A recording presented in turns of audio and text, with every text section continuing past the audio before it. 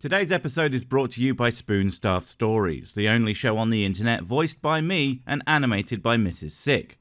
New episode out, and there's like 8 more besides, so that's like 3 solid hours of me talking. But don't let that put you off. Check it out today.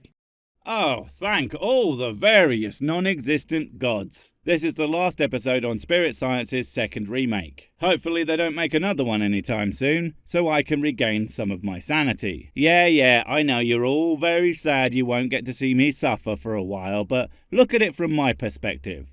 Fuck you. Right, anyway, where did we leave off last time? We were in the wacky world of spirit science. The practice of sun gazing is an ancient practice that was said to bring numerous benefits and skyrocket your ascension process that is attested to by many ancient yogis. Even something as simple as eating food that matches the chakra colors is just as good as well.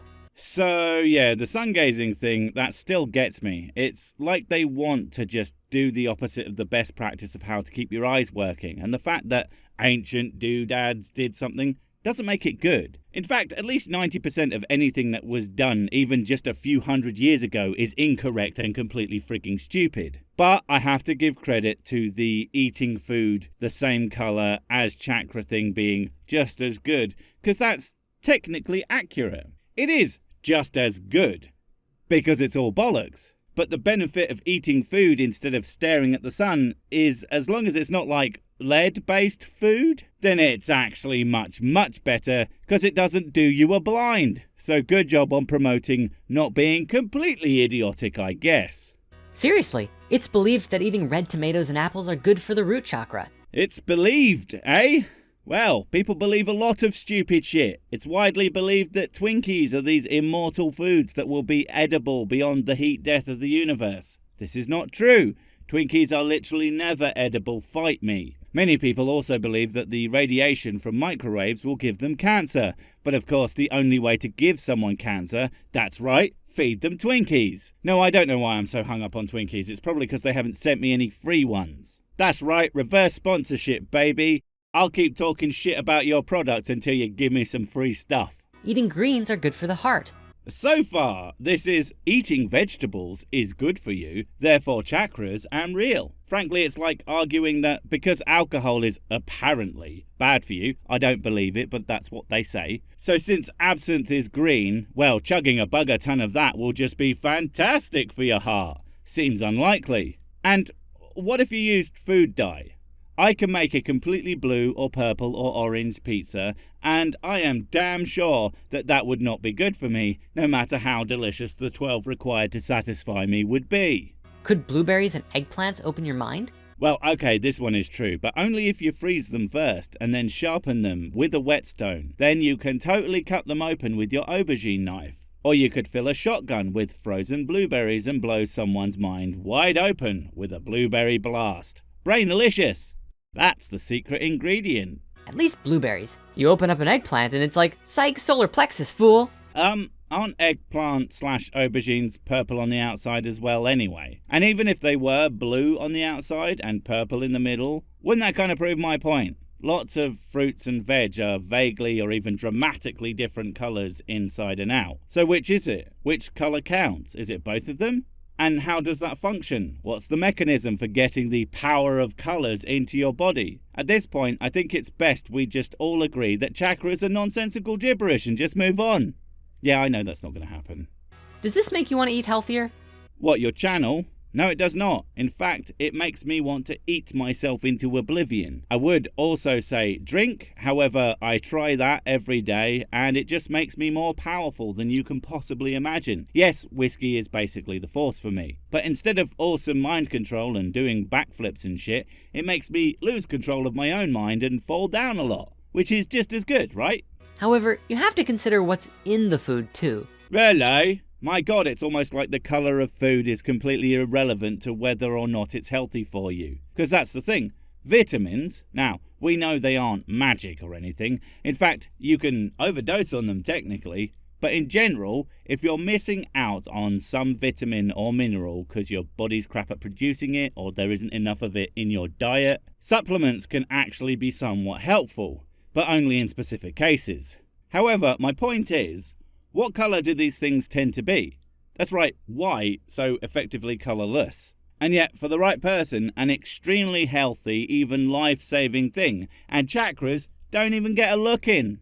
Skittles may seem like it's good for your entire chakra body of consciousness. Well, that's probably the greatest thing you've ever said, a combination of nonsensical stupid and in some sense completely correct all at the same time. I feel like this is the greatest thing you've ever created, and you probably won't even know it, you ridiculous blue bastard.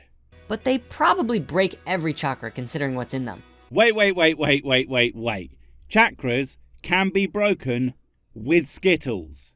Well, it looks like I was wrong about the last sentence. That is so much better. Skittles, the ultimate weapon against ninjas. That's right, after 5 episodes of this bloody chakra thing, I finally made a Naruto reference. Are you happy now?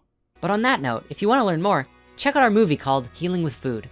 No, I don't wanna. I would literally rather be pelted to death with the danger Skittles than to intentionally subject myself to more of your nonsense. Also, of course you can heal with food. People are literally made from food. If you don't have food in you, then you can't heal because you've got nothing to heal with. In fact, fun fact, scar tissue is largely comprised of vitamin C, which is why in late stages of scurvy, basically vitamin C deficiency, every single cut or graze you have ever had opens up at the same time. It's like something out of a f***ing horror movie, but like real. Thankfully, whiskey and orange is delicious, so I am completely safe.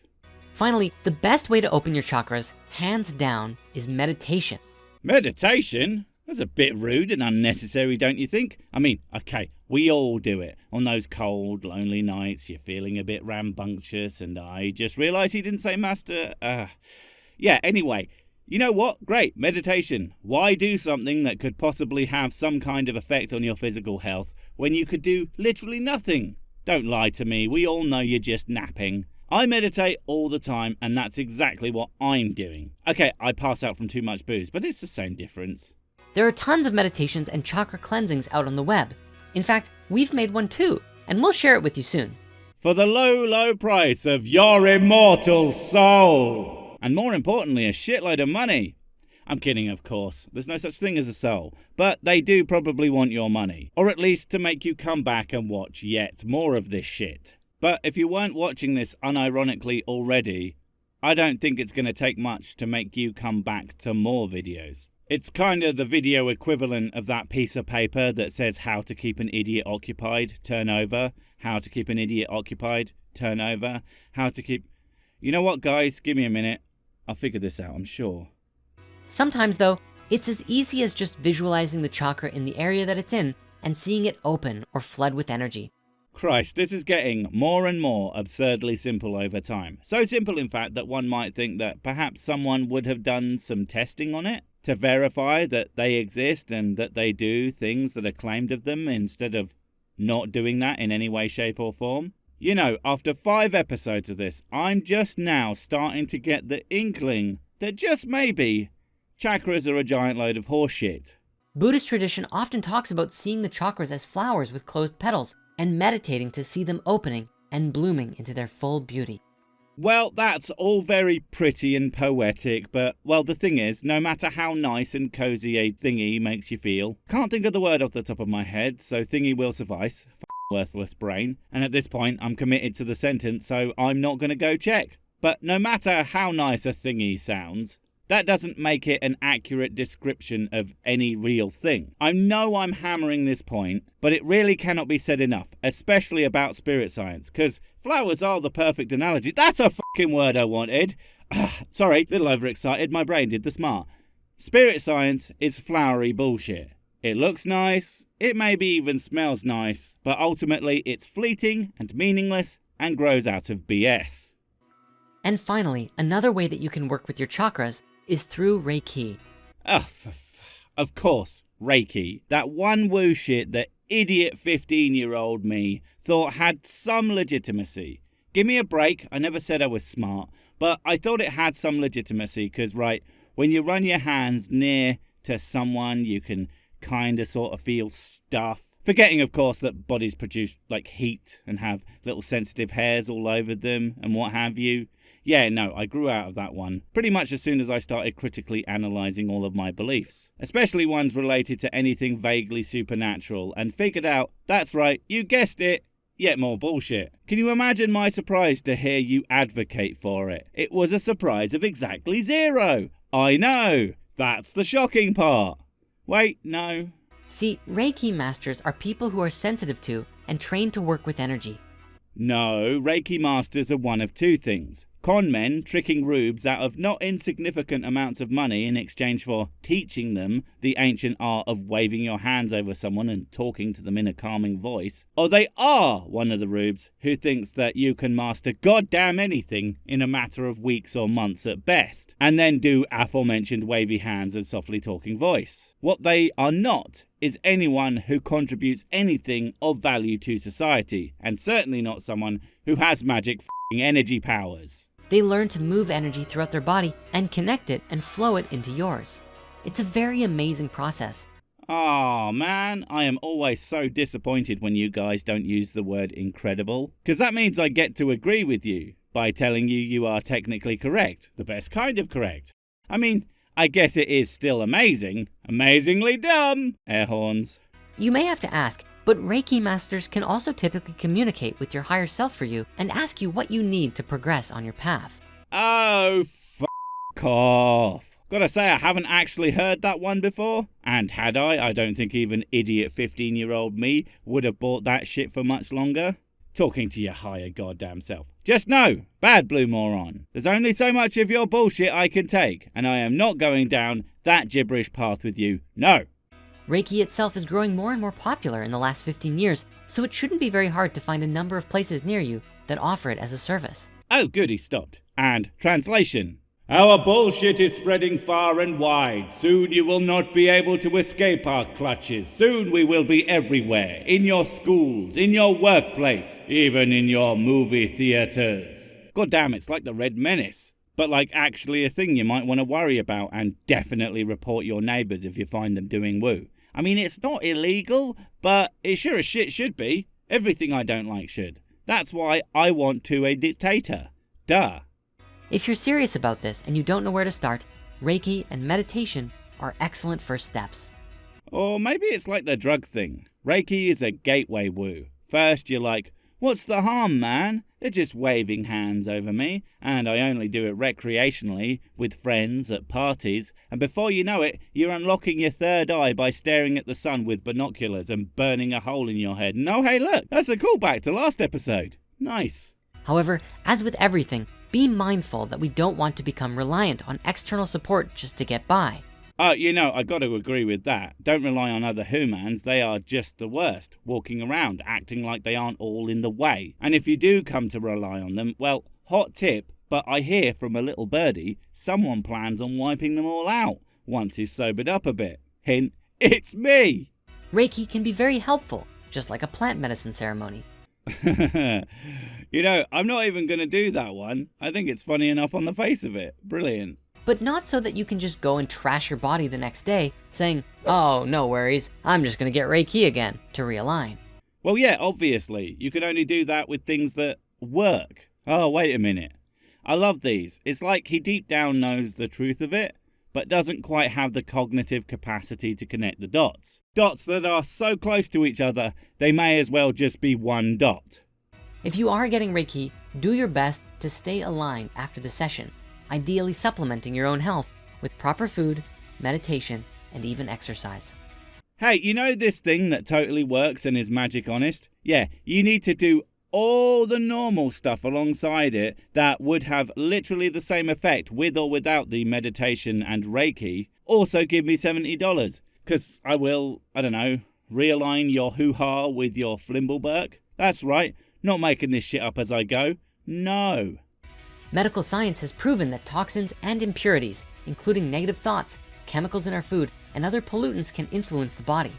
Oh my God, there's just so much in that one sentence. Medical science supports nothing of what you do. Let's get that clear from the off. Negative thoughts are not a pollutant. It's more of a mental health thing at best/worst. And certainly not just thinking random bad things and poison. And everything is made from chemicals. I know that's not actually what you mean, but it shows your fundamental lack of understanding of basic words. If these are consistent, then chakra imbalances can manifest, which may eventually affect us on mental and physical levels.